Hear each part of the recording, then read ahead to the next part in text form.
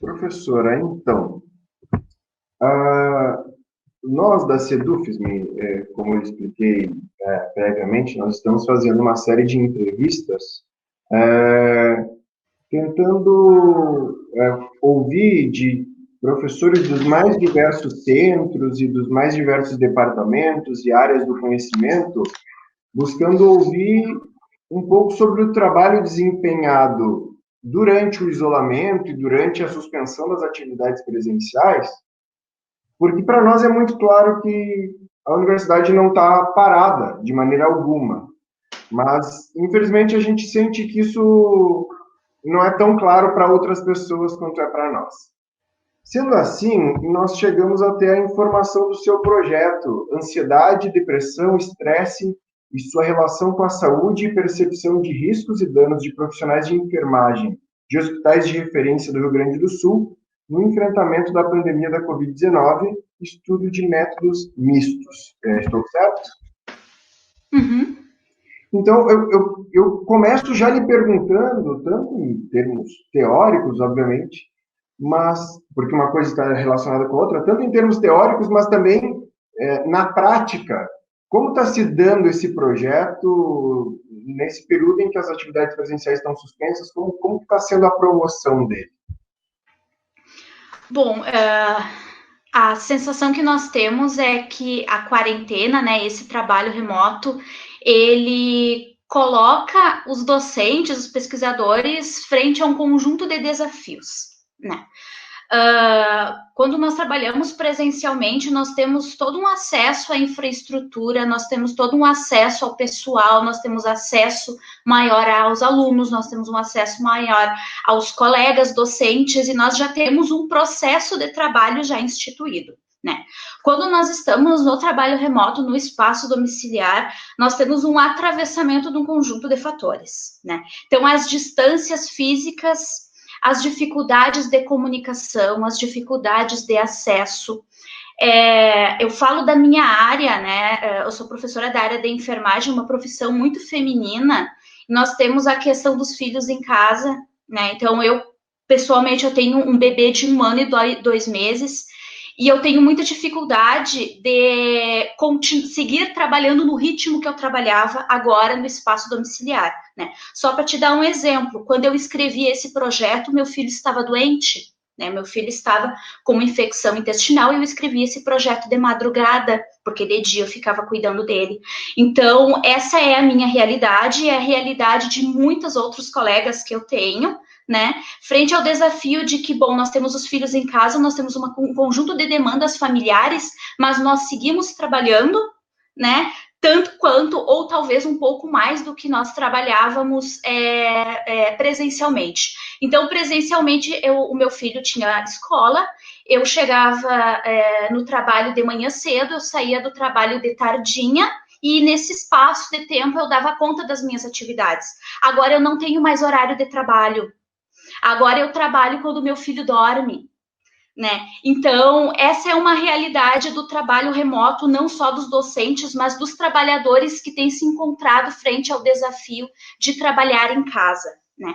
Em relação ao projeto, todos os nossos contatos estão sendo à distância, né? Então, esse projeto de pesquisa, ele envolve coleta de dados em 9 hospitais, e nós estamos nos comunicando com esses 9 hospitais que se localizam nas diferentes macro-regiões do Rio Grande do Sul por vias online. Né? Então, claro, os hospitais eles estão num momento de pico de pandemia, com uma demanda de trabalho enorme, com um conjunto de dificuldades muito grandes, né? E de frente a tudo isso, eles ainda estão fazendo a gentileza, né, de nos ajudar a promover esse projeto de pesquisa, a coletar esses dados que nós entendemos que são importantes para a ciência nesse momento.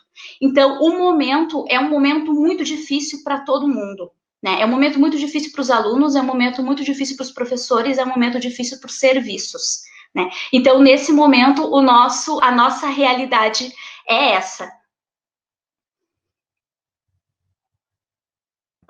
Perfeito. E então o projeto consiste em coletar as informações desse. São 9 hospitais, pelo que. É isso? Nós começamos o projeto inicial, era uma ideia de 6 hospitais, nós ampliamos, né, esses cenários. São 9 hospitais de referência para o enfrentamento da Covid-19, localizado nas 7 macro-regiões do Rio Grande do Sul. Então, existe pelo menos um hospital em cada macro-região do Sul. Na região metropolitana, onde há mais demanda de atendimento da Covid-19, são 3 hospitais, né? O nosso projeto prevê a coleta de dados junto aos profissionais de enfermagem que estão na linha de frente do enfrentamento da pandemia Covid-19. Então, é um projeto voltado à saúde mental desses trabalhadores e a sua percepção de riscos e danos relacionados ao trabalho junto aos doentes de Covid-19. Pois então, eu acho isso uma questão interessante do projeto, que eu não sei em que fase o projeto está, se vocês já têm algum retorno nesses dados, mas a profissão da enfermagem está nos noticiários todos os dias, justamente por isso que a senhora mencionou, de estar na linha de frente. E, embora eu, por exemplo, não consiga ter a dimensão disso, mas pelas notícias que a gente recebe, a gente fica imaginando o desgaste emocional de uma categoria de profissionais. Então, acho que tem uma coisa interessante que é um projeto que a universidade está se colocando a serviço de investigar algo que está no olho do furacão do momento que a gente está vivendo. Eu acho que seria interessante a senhora mencionar um pouco sobre isso. Nós temos uma questão epidemiológica em relação aos profissionais de enfermagem. Então, o Conselho Federal de Enfermagem, ele tem realizado levantamentos, né, em relação à situação dos profissionais de enfermagem no contexto da pandemia da Covid-19. Os dados nos mostram que até o momento 20.500 profissionais de enfermagem no Brasil se contaminaram por Covid-19 no exercício do seu trabalho. Destes, até o dia de hoje, 208 profissionais perderam a vida em função do seu trabalho na enfermagem, né? Então, a questão da saúde dos trabalhadores de enfermagem vai muito além da questão da qualidade de vida e do bem-estar no trabalho. As pessoas estão morrendo em decorrência do seu trabalho. E é lógico, isso é um fator, é um elemento multifatorial, né? São os riscos inerentes à profissão, mas também são as questões das condições de trabalho do setor saúde, que juntas, articuladas, culminam nesses resultados, né? Há pouco tempo atrás, eu compartilhei nas minhas redes sociais uma matéria, né, sobre a saúde dos trabalhadores de enfermagem, e uma ex-colega minha de graduação me chamou e compartilhou comigo. Ela disse assim: olha, Alexa, faz 2 semanas que eu não vejo a minha filha. Ela disse: eu precisei abandonar minha família, porque era muito arriscado para mim voltar para casa todos os dias com risco de contaminação com criança em casa e com os meus pais que fazem parte de um grupo de risco.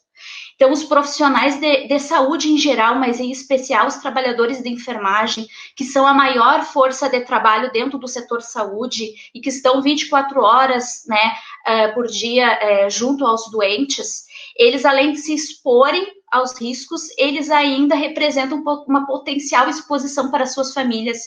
Então, eles têm que ser privados do convívio familiar, ser privado do convívio social, dormindo em hotéis, dormindo em estabelecimentos, para não precisar compartilhar o espaço com seus familiares.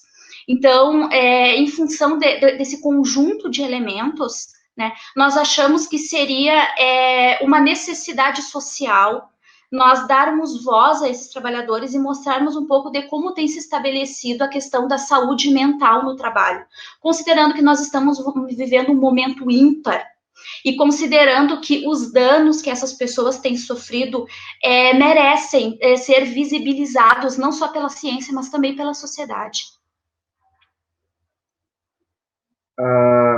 Eu acho que dentro da proposta da entrevista, da gente mostrar como está sendo a rotina também de uma universidade que suspendeu atividades presenciais, mas que não parou, que está produzindo pesquisa, eu me pergunto, a senhora também está desenvolvendo outras atividades administrativas, está dando aula através do RAID ou não? Como é que está sendo isso?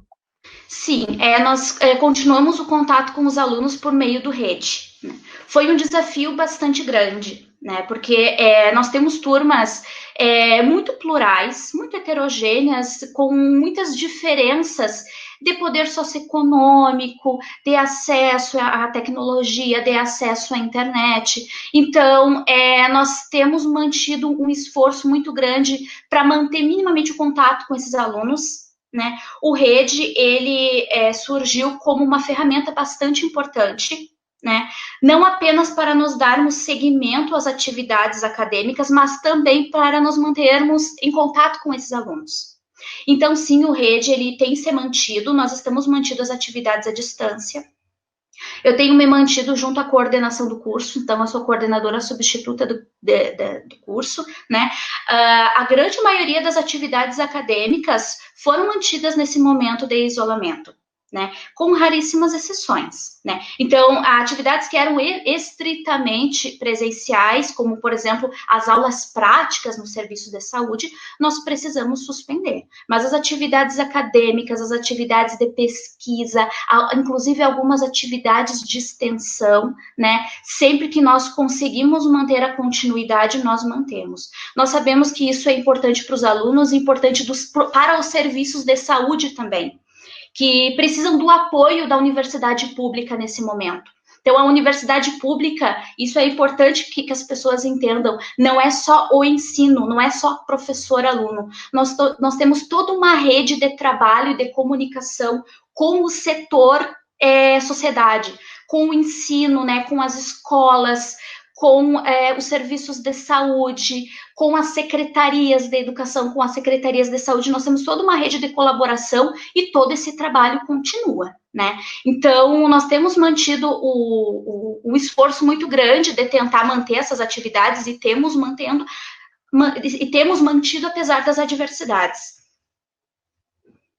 Eu acho que a senhora já comentou rapidamente logo no início da entrevista, mas existe uma dimensão que a gente tem ouvido com frequência, uma dimensão disso tudo que tem surgido com frequência nas nossas conversas com a categoria, foi aquilo que a senhora já mencionou. As atividades foram mantidas, basicamente foi suspenso aquilo que é presencial, porque atividades administrativas, de ensino e pesquisa, e isso tem causado uma sobrecarga, né? Eu acho que, pelo que a senhora mencionou, é o seu caso também, né? Sim, com certeza. Com o trabalho remoto, o trabalho, ele invade a vida privada. Ele invade a nossa vida social. Então, eu preciso transformar a minha casa, que era um espaço familiar, em um espaço de trabalho. A minha família já não pode mais transitar nos espaços em que eu ocupo para trabalhar. Eu estou dentro de casa, mas eu não estou acessível à minha família. Eu não tenho mais horários de trabalho. Eu trabalho de noite, eu trabalho finais de semana, né? Então, eu sinto que a minha vida pessoal e a minha vida profissional se misturaram em algo só.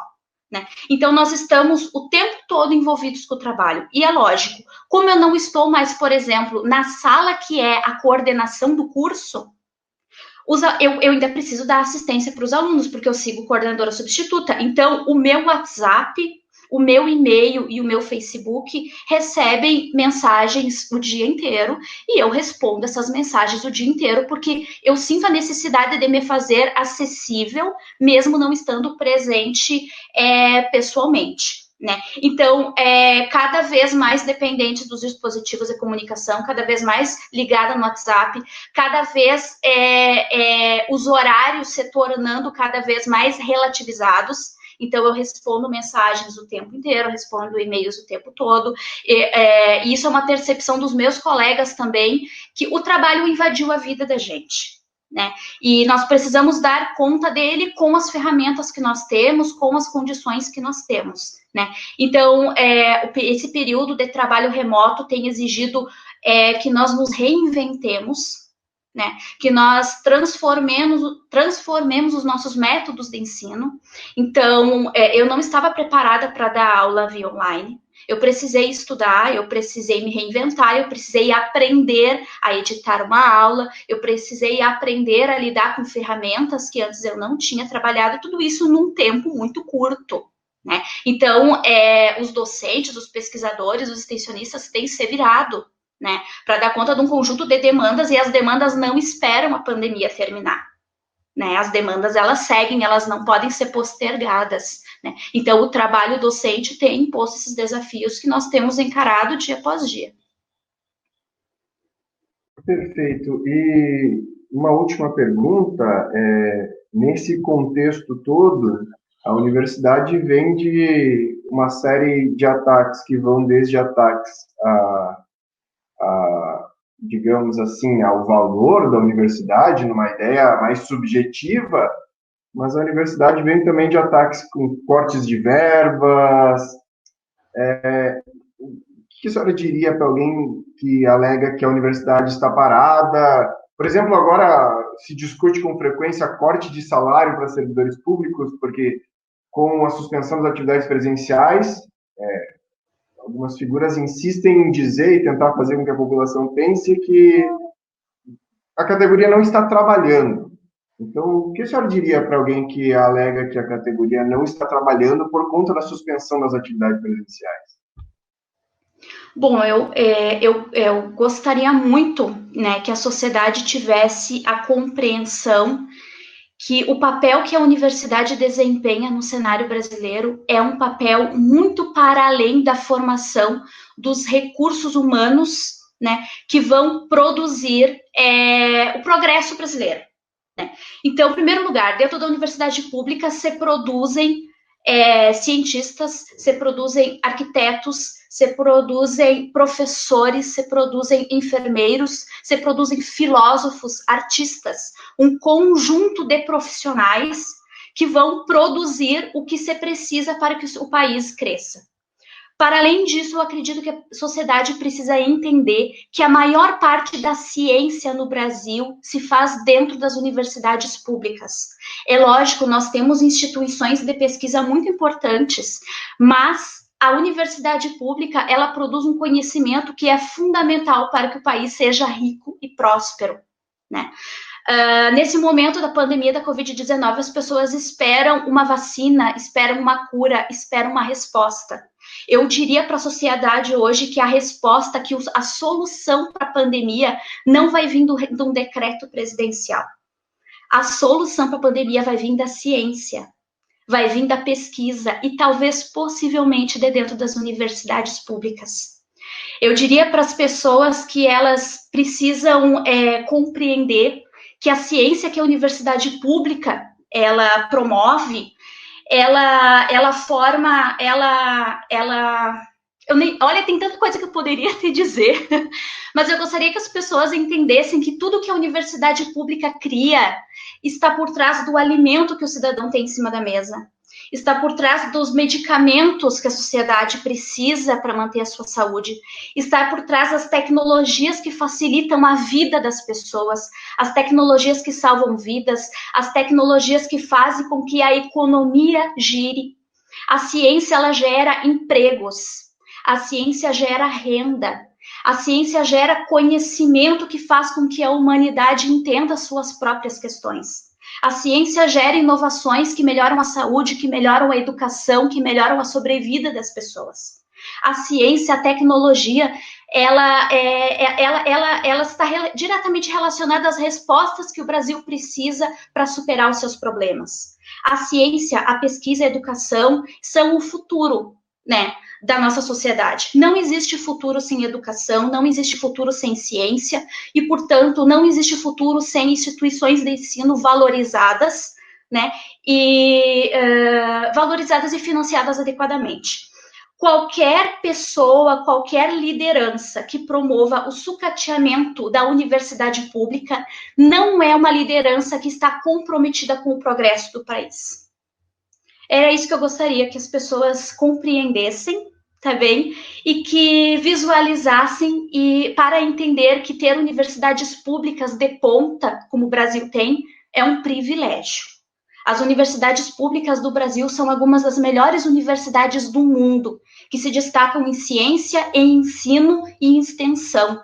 Então, os brasileiros precisam ter orgulho das suas instituições de ensino. Professora, da minha parte eram essas perguntas. Eu agradeço muito a sua disponibilidade em conversar conosco e parabenizo pelo projeto.